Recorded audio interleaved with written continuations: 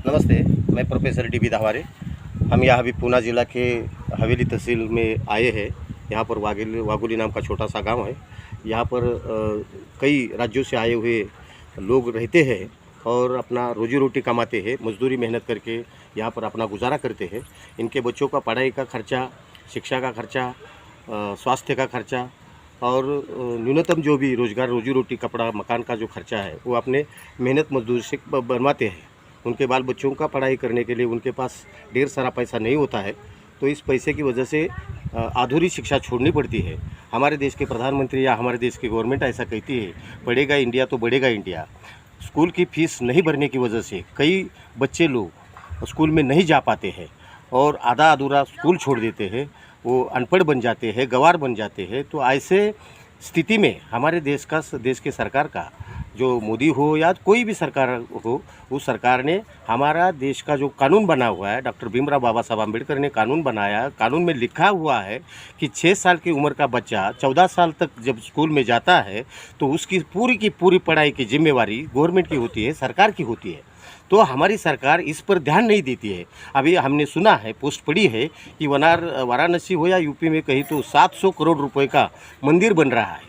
अगर इस 700 करोड़ का बजट मंदिर के खर्चे पे खर्चा किया जा रहा है, अगर वही पैसा हमारे देश के बच्चों की पढ़ाई के लिए, इनके भवितव्य के लिए, इनका भविष्य बनाने के लिए सरकार अगर करती है, तो मंदिर जाके मंदिर के इनकम से किसका पेट भरेगा, किसकी ज़रूरतें पूरी होगी, ये सवाल है। तो हमें सवाल ये है कि मंदिर के बजाय स्कूल में हमारी बहू बेटियाँ जाएंगी, बच्चे जाएंगे तो डॉक्टर बन पाएंगे, इंजीनियर बन पाएंगे, तो इंडिया पढ़ेगा और इंडिया बढ़ेगा और डिजिटल इंडिया बनने का मोदी साहब का जो सपना है वो भी पूरा हो जाएगा।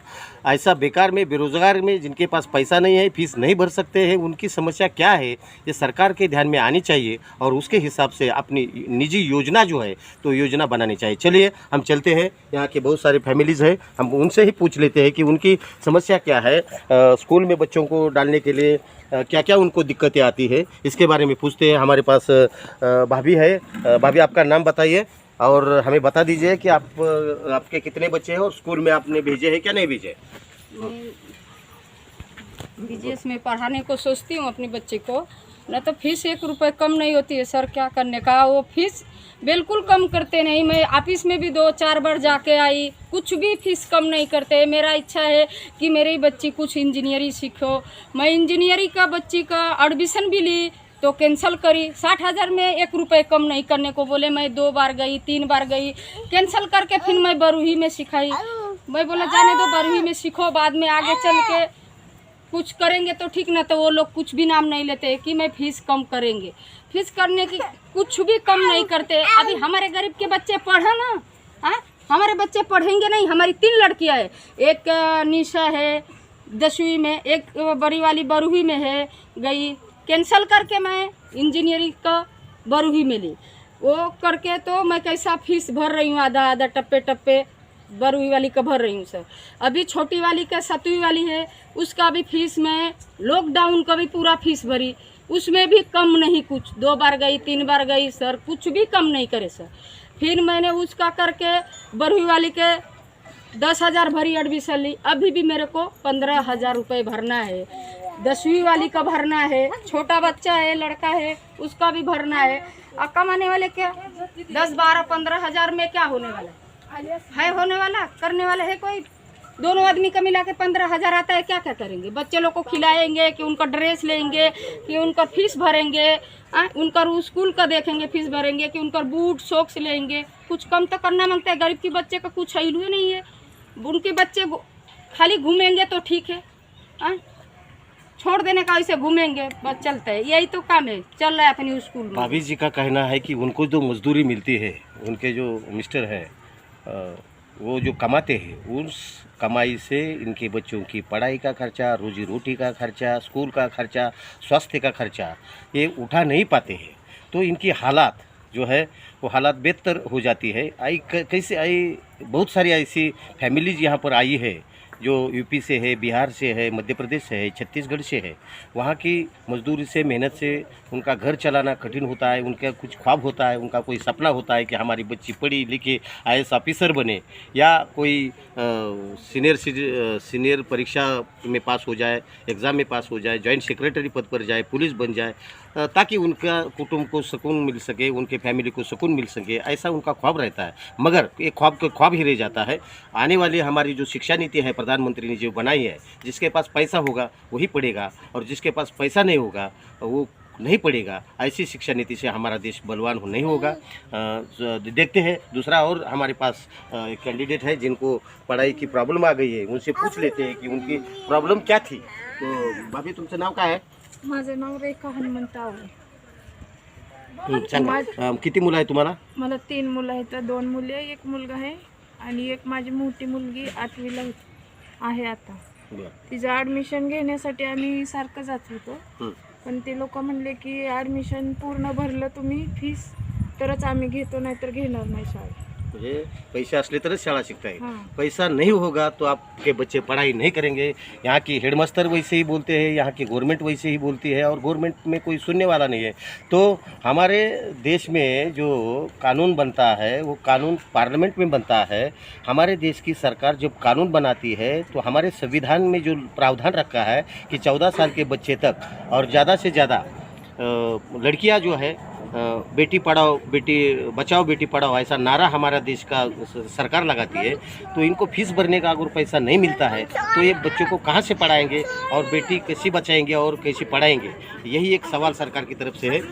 हम आगे जाके पूछते हैं भाभी जी से फिर कि भाभी जी आप किसी देवी या देवता से प्रार्थना करती है कि हमारे बच्चे बड़े हो जाए? मैं देवी से करती हूँ, सरस्वती माता से, कि मेरे बच्चे सब भविष्य वाला होकर सब पढ़ें, तुम उनको शक्ति दो पढ़ने के लिए। मेरा तो यही इच्छा रहता है कि सब मेरे बच्चे अच्छा से शिक्षण करें। ना तो शिक्षण करने के लिए अधिकार नहीं देने वाले हैं वो स्कूल वाले लोग। कोई ऐसा नहीं कि 2 रुपये भी कम नहीं करते, पूरा फीस भरना है, पूरा भरो तभी तो एडमिशन न तो जाओ। भाभी एक बात मैं आपसे रोकता हूँ। अगर भगवान इतना शक्तिशाली है, दुर्गा माता इतनी शक्तिशाली है, गौरी माता इतनी शक्तिशाली है, अभी गणेश जी आए थे 10 दिन रह के चले गए, आपने उनकी उपवास करके आराधना की है, क्या आपको लगता है भगवान आपकी कोई मदद करने हेल्प करने आएगा या शिक्षा से ही आपके परिवार का अच्छा हो जाएगा? आपको क्या लगता है? देवी देवता नहीं करेंगे तो शिक्षण मंत्री को करना मांगते हैं ना। शिक्षण मंत्री को करना मांगते हैं ना। देवी देवता तो शिक्षण मंत्री है ना, सरकार है ना, मोदी सरकार है ना, उनको तो करना मांगता है ना। तो भगवान आपको किस काम पे आता है? भगवान आपके कौन से काम में आता है? कौन सी जरूरत पूरी करता है? 3 लड़कियां है, मैं उनको फांसी दे देंगी तो मोदी सरकार बोलेंगे कहाँ दे दिए? नहीं भगवान, मैं भाभी सवाल पूछ रहा हूँ, मैं सवाल पूछ रहा हूँ कि मोदी की बात छोड़िए, सवाल आप भगवान पे भरोसा मोदी को भी बोलती हूँ, इतना दिन तक नहीं बोलती थी मैं उनको भी बोलूंगी कि मेरी 3 लड़कियां है, मैं तीनों को फांसी दे के मार दूं तो क्या करेंगे? मेरा बोलेंगे काहे के मार लिए? सब आएंगे, पुलिस आएंगे, दरोगा आएंगे, SP आएंगे, सब लोग आएंगे मेरे पास। ये नहीं पूछने को आते कि तुम बच्ची को खिलाती है कि पढ़ाती है कि नहीं पढ़ाती है, ये नहीं कोई पूछने को आता है। बोलेंगे तुम काहे के बच्चे पैदा करे, बच्चे करे, तुम्हारे पास पैसे है तो तुम्हें क्या करेंगे बच्चे पैदा? मेरे पास पैसे नहीं तो मैं 3-4 करे तो उनको ऐसे छोड़ देने का। सरकार की ये ड्यूटी है, सरकार ने इसका जिम्मा उठाना चाहिए। रोजी रोटी, कपड़ा, मकान और शिक्षा और स्वास्थ्य का जिम्मेदारी सरकार का है, सरकार ने उठानी चाहिए। मगर भाभी जी से मैंने सवाल पूछा कि आप जिस माता जी की पूजा कर रहे हैं अभी 9 दिन नवरात्रि उत्सव में, वो भगवान आपके कभी किसी काम को आया है? एडमिशन दिलवाने के लिए, पैसा कम करने के लिए? तो ये भाभी टाल रही है कि भगवान की पूजा तो होती है और तो उपवास तो होता है, मगर भगवान उनकी जो जरूरत है उसके लिए कभी आता है नहीं। हमें भाभी संविधान सावित्रीबाई फुले ने जो काम किया है महिलाओं को पढ़ाने का, उसके हिसाब से आप 9 दिन के लिए सावित्रीबाई फुले का इतिहास पढ़िए, संविधान पढ़िए, आपके बच्चों को पढ़ने को बोलिए, उनको अधिकार मालूम पड़ जाएगा, गवर्नमेंट से बात करने का तरीका मालूम पड़ जाएगा। भगवान पूजेगी तो उसको ये अधिकार विधिकार नहीं मालूम पड़ने वाला है। इसीलिए मैं कहता हूँ कि भगवान की श्रद्धा आपके पास रही है, भगवान पर श्रद्धा आप रखो, मगर ये भी पढ़ना जरूरी है कि हमारा उद्धार किसने किया है। अभी ये लड़की जो है, भाई तुझे नाम सर, आपका नाम बता दो। उधर वो वैष्णवी हनुमंत आवळे. कौन से क्लास में पढ़ती है आप? 8वीं की क्लास में। आपके पिताजी क्या काम करते हैं? सिपाही है. प्यून की नौकरी करती है, चपरासी की नौकरी करती है, और उनको इनकम कितना मिलता है? आपकी कितनी लड़कियां हैं आप? हाँ, तो इनके घर में इनके पिताजी जो है तो कमाई करते हैं, चपरासी का काम करते हैं। उनको पेमेंट जो मिलता है, इस पेमेंट से उनकी ज़रूरतें पूरी नहीं होती। इसका एडमिशन 8वीं क्लास में करने का था, मगर वहाँ जिस स्कूल में वो गई वह स्कूल में पैसा मांगा। ये पैसा नहीं भरने की वजह से आज की तारीख तक उसका एडमिशन क्लियर नहीं हुआ। मेरे साथ भाभी भी आई थी कि सर आप कुछ कीजिए। मैं बोला मैं तो कोई गवर्नमेंट नहीं हूँ या मैं कोई हेड मास्टर नहीं हूँ जो कि मेरे पास निर्णय लेने की कैपेसिटी है नहीं। हम कोशिश करेंगे, ये बात जो है वे वीडियो के माध्यम से हम प्रिंसिपल को बता देंगे, एजुकेशन मिनिस्टर जो रहता है उसको बता देंगे।